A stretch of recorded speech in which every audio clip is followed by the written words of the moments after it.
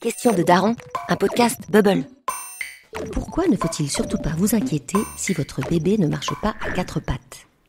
C'est entre 7 et 10 mois que les tout-petits apprennent normalement à se déplacer à 4 pattes. Attention, j'ai bien dit normalement, car, comme dans bien des domaines, la normalité n'est pas la seule voie possible.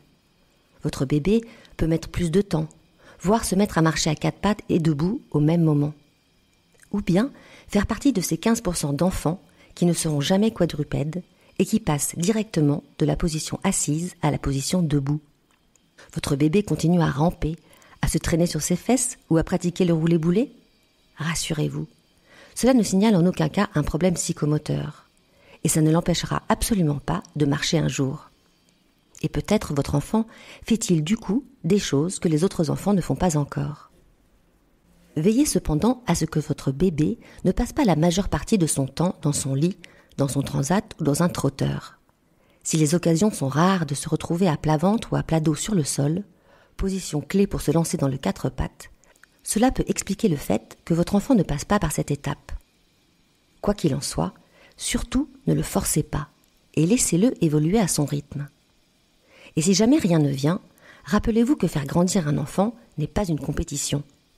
Vous pouvez bien sûr trouver que la manière d'évoluer du vôtre est déconcertante, car, soyons honnêtes, on ne peut s'empêcher de comparer son bébé à ceux des autres. Mais elle ne doit pas vous décevoir.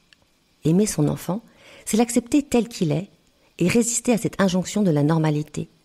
Et surtout, ne jamais cesser d'avoir confiance en lui.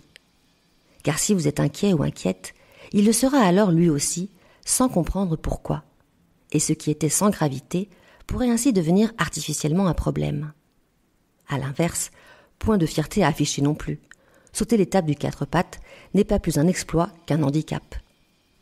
Cependant, si vous décelez une souffrance chez votre enfant lorsqu'il tente la position du 4 pattes, n'hésitez pas à consulter votre pédiatre. Cela peut notamment être dû à un blocage des hanches ou du bassin que quelques séances d'ostéopathie pourraient résoudre facilement. Question de daron ? Les darons, posez vos questions en envoyant un mail à podcast@bubblemag.fr. À bientôt.